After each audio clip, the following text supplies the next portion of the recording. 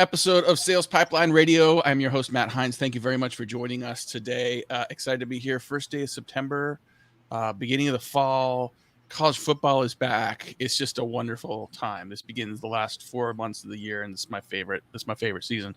If you are joining us live on LinkedIn, thank you very much for joining us in the middle of your workday.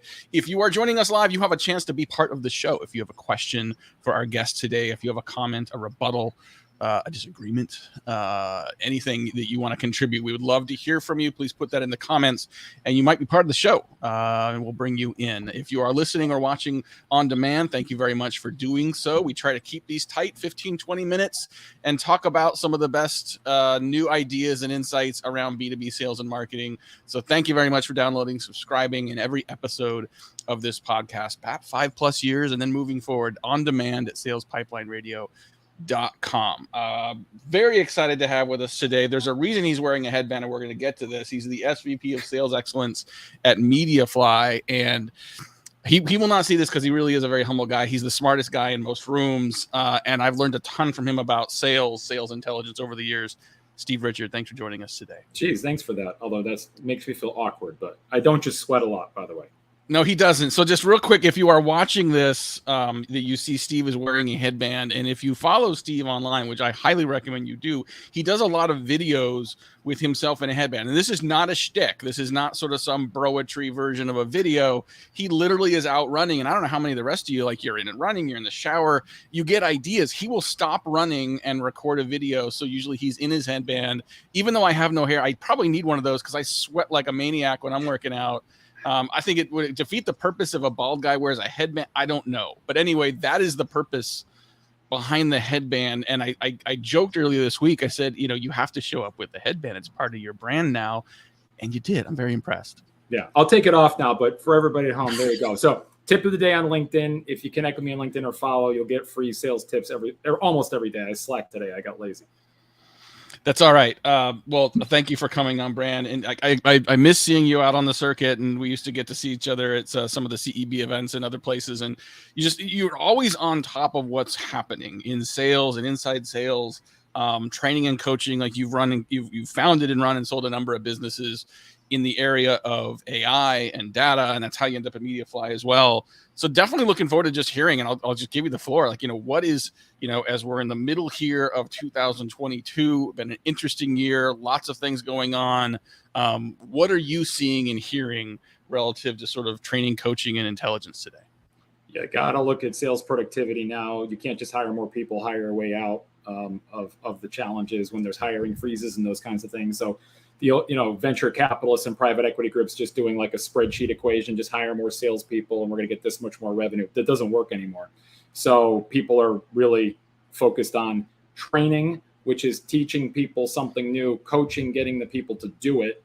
And we have the most transparency in sales that we've ever seen is September 1st, 2022. This is the most transparent day in the history of sales. And then tomorrow will be more transparent. So we're finally seeing this advent of like, no more of this. We just do a steak dinner and closing kind of thing, but we actually have to sell the right way. And people care about that and about elevating the profession.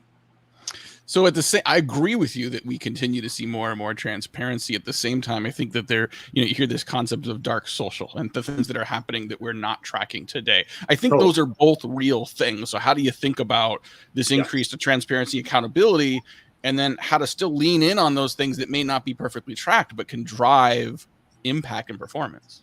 Yeah, totally. I mean, we got acquired. I was the founder of Exec Vision, acquired by Mediafly, all about content enablement, content engagement, and knowing what the buyer is doing. So just not to confuse the points. There is all the dark engagement of the buyer. I'm talking about transparency with the sellers and what they're doing. And the sellers have a lot more information than ever before as well. Yeah. What I'm seeing right now out there is like people are really focused on like defining what does good look like for the things that we can control. So I think we have to separate, to your point, this kind of dark buyer's journey that happens when we're not around.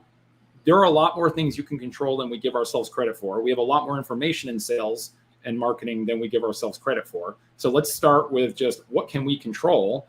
And then based on that, how do we define good along the way? And if we get everybody on a unified definition of good to start, that's a really, really good place. Even something as simple as like, how you construct a call.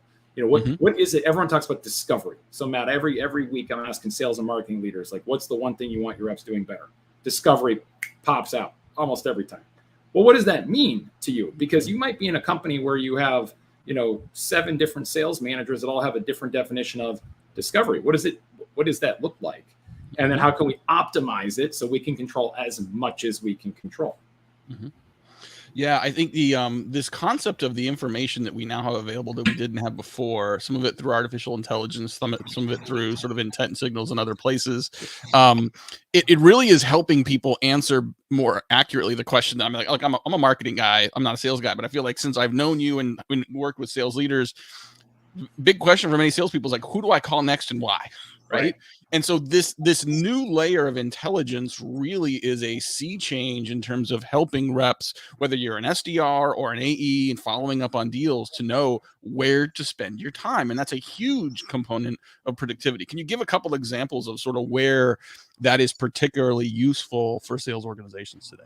Yeah, absolutely. Like the mid-funnel dead zone when people are dropping out, that's a great example of where, if we have some more of those signals and intent around content or around, what they're going to be searching for, looking for, or what they've said in sales calls, which is what we're all about with the transcription and the AI. Like, that dead zone is key, where you have kind of that initial engagement. You'll have a first scheduled call with a buyer, and they're doing discovery, and then they're excited and they're sending you the right vibes, and then the sales reps get happy ears, and then they go off, and what happens? And the next scheduled call never happens. They can't get anybody else engaged. Why? We have a lot more information now on why than we did before, for all the things that I just described right there. So that is a big one. Of course, top of funnel. Yep. Top of funnel without question. I've got a client that's doing things with intent, top of funnel, and with very specific. So here's kind of like in terms of the cutting edge things people are doing. Some people would not consider this, but very specific offers for buyers, for prospects in the top of the funnel. We're seeing that the expectation of buyers is the value of the initial appointment has to be higher than it was before. So the bar for me taking my time to meet with you now is higher than it was before. So if we're just simply going out there and trying to book demos, it probably ain't getting it done like it did once upon a time.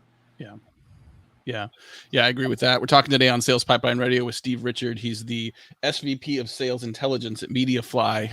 He's, as far as I can tell, has founded and grown at least 3 companies. And I want to eventually here, towards the end, we'll talk a little bit about sort of the entrepreneurial journey and so what you've learned from that. But we're also talking today about sales rep productivity. And I think we can talk a lot about productivity best practices.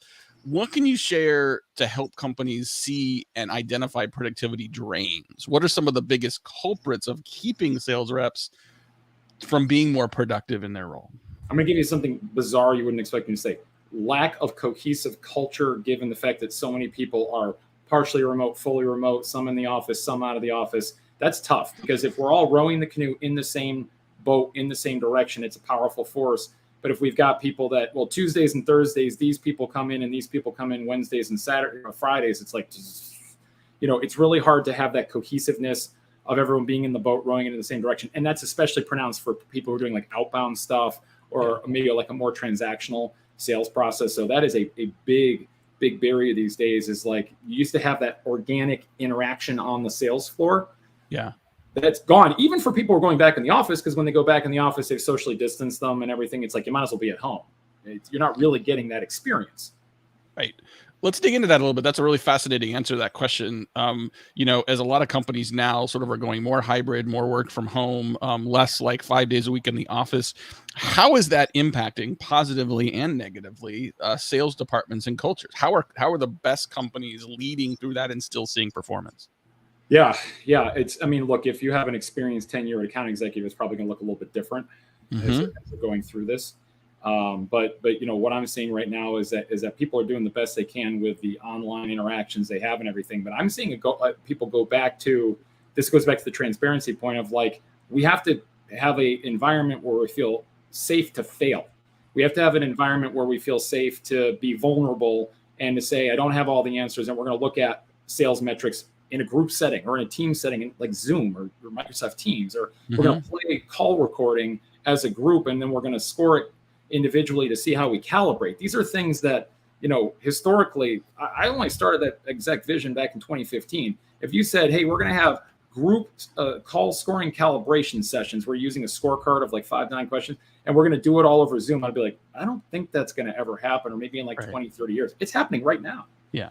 And that's how you're getting people to like bond based on the job they're doing. The old Dan Pink autonomy, mastery, purpose. I mean, people have to feel that sense of autonomy. They have to feel that sense of mastering, of improving what they're doing, and a purpose and caring about what they're doing. And if you don't do that in this world, it's real tough to get the productivity levels where you want them. Another follow-up on that, I think, someone you and I both know pretty well, Max Altschuler, he's runs Go-to-Market Fund. I know you're a limited partner with them as well. Yep. He posted something a couple days ago. He said, like, I don't think work from home is good for people that are 10 years or less in their career, that being in an office, being around other people, learning from them directly and indirectly is really, really important. I agree. But I think operationally, that is more of a challenge now, especially as people in the last couple of years have hired people from all over the place. It's just not physically possible to do that the way that it used to be. So given that, and we can argue pros and cons of Max's point, like if you're interested, go find that post. There's some fascinating answers and sort of rebuttals to his question. But like, how do we best support junior employees? How do we best support and enable the inside sales reps, those junior SDRs that are still learning? How do we do that best in a remote environment? Let me give you a real concrete one everyone can take away on this one. So there was old corporate executive board research that then was published in Harvard Business. And if you Google HBR connected manager, you'll find this article. And basically they did research that said, is it better for a sales manager, I think it was just any manager, to coach that individual and that is their coach and that's it? Or is it better to have multiple coaches for that individual that are teaching them different things and have the manager sort of orchestrating all of it? And it turns out the answer is actually it takes a village to raise a child. So the productivity of any employee, especially sales employees, are higher when you have multiple people involved in the training, coaching, education, development, whatever you want to call it, of that rep. And that's something that I think a lot of companies get wrong, especially in this kind of virtual environment where it did feel like you were being raised by a village. When I first started my career at CEB in 2002, I was fortunate I was in a floor of 100 people. And my backstory is if I wasn't there, Matt, I would have failed because I was failing there. And I looked at the leaderboard and I said, those 5 people are my new best friends. Yeah. And I sat with them and I just observed what they were doing. I wrote it down. I did it. It took a village to raise a child. I interacted with managers that weren't my managers, salespeople that were in the office that were normally in the field. Without that, I wouldn't be where I am today. So I think we have to be really, really cognizant of creating that village raising children environment right now. Yeah. And that goes into every aspect of what they're doing. I'll tell you a real quick side story. I was talking to a company today and they have their outbound function in Louisville, Kentucky. And I was kind of taken aback. I was like, really? I've never heard that. People never go there.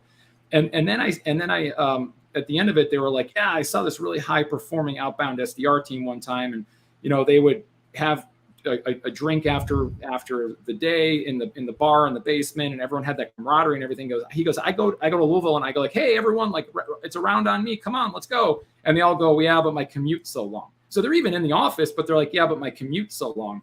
It changes that whole fabric of how you develop as a sales professional that comes from all these mentors and all these people that you've had interacting with you in the past.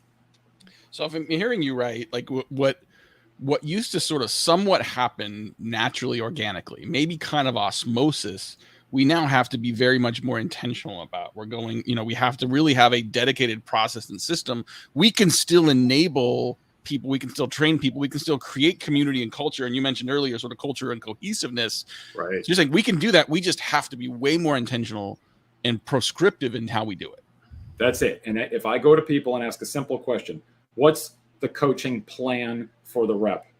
How are you tracking the coaching plan? Who's working with them? What are they working with them on? Are they getting better?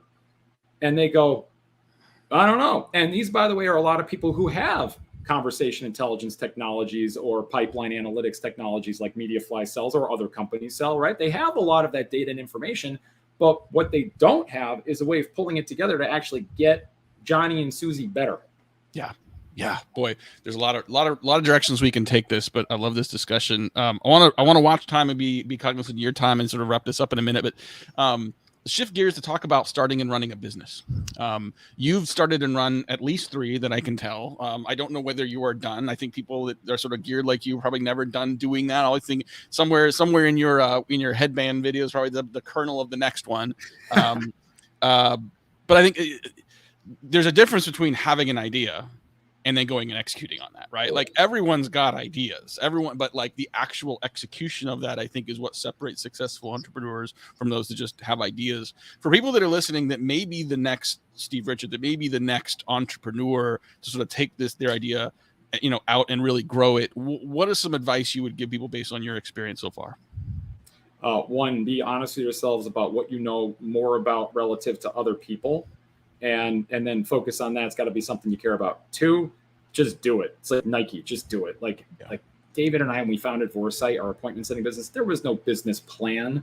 There was we didn't have any of that kind of stuff. We literally went to the bank and said, we want to open a bank account. They're like, do you have a business license? Like, no, what's that? And then, you just hold the thread, and before you know it, you're receiving checks from clients. And, you can always start with a professional service as opposed to trying to build the next greatest technology company with $100 million investment. Right. So, just roll up your sleeves and do it, and be honest with if it's creating value, then people are going to keep paying you for it. And if it's not, then maybe you didn't have the best idea.